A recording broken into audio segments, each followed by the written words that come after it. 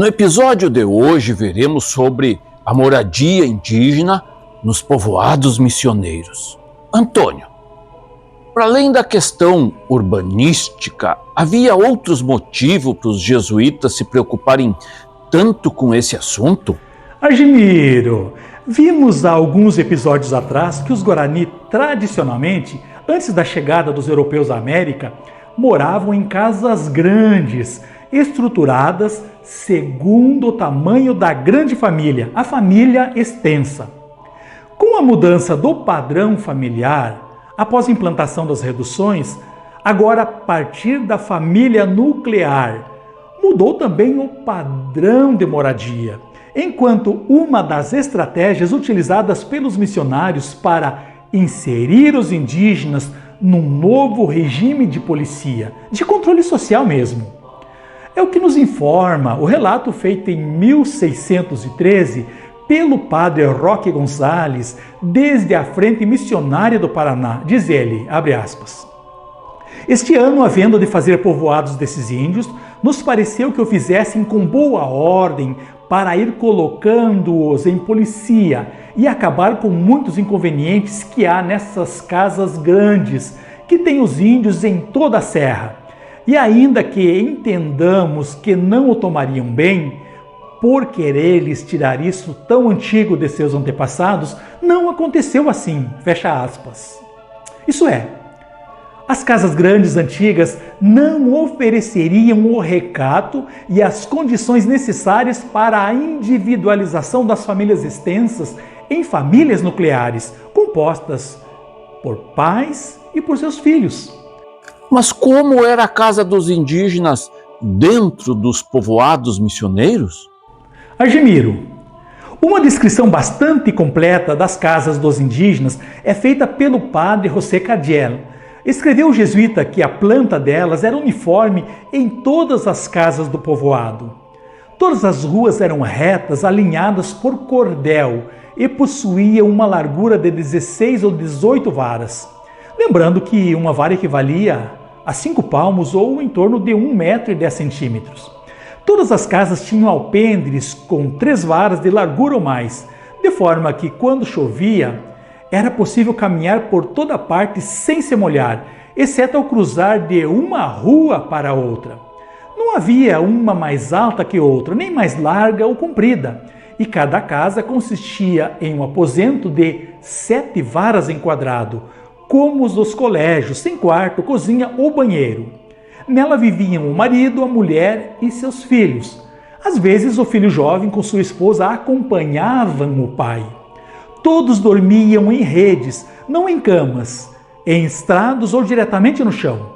A rede era feita de algodão, com 4 ou 5 varas de comprimento, pendurada pelas extremidades em estacas longas, pilares ou nos ângulos das paredes, elevando-se cerca de 3/4 ou meia vara do chão. A rede também servia como cadeira para sentar ou conversar, e era algo tão confortável que muitos espanhóis, mesmo da classe alta, a utilizavam. No verão era fresca, no frio colocavam algum tecido sobre ela. Nesse aposento, eles improvisavam divisórias com esteiras para dormir com decência, diz Cardiel. Não desejavam um aposento maior para toda a família, nem mesmo para 2 pessoas, mas preferiam espaços pequenos e humildes. Nunca passeavam pelo aposento. Sempre estavam sentados, seja na rede, numa cadeirinha geralmente muito pequena, no chão ou de cócoras. Cardiel também informa que era necessário que os missionários interferissem na construção das casas, pois, se deixados à sua vontade, os Guarani construiriam apenas um aposento de paredes feitas de troncos, caniços e barro, com cerca de 1 palmo de espessura, sustentado por 4 pilares mais robustos para segurar o telhado, coberto de palha com capacidade de apenas 5 varas em quadrado. Eles gostariam muito desse estilo, e em suas plantações todas as casas eram assim. Isso quer dizer que, além da casa no povoado, eles possuíam outras nas suas terras, nas suas chácaras.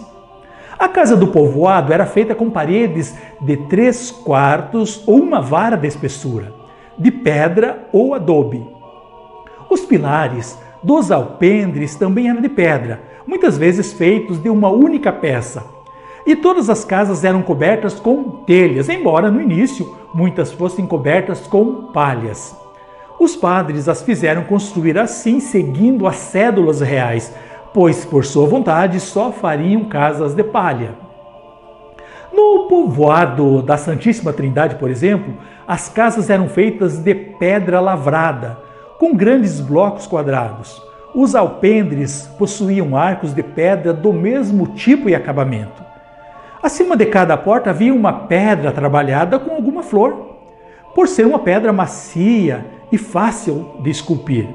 Nos demais povoados do Paraguai e de outras partes, sob a responsabilidade de clérigos ou religiosos, as casas eram de palhas, com parede de barro e troncos, semelhantes às das plantações dos indígenas missioneiros. Sim, mas a casa de todos os povoados missioneiros seguia esse padrão de construção? De forma geral, havia um padrão construtivo em todos os povoados missioneiros.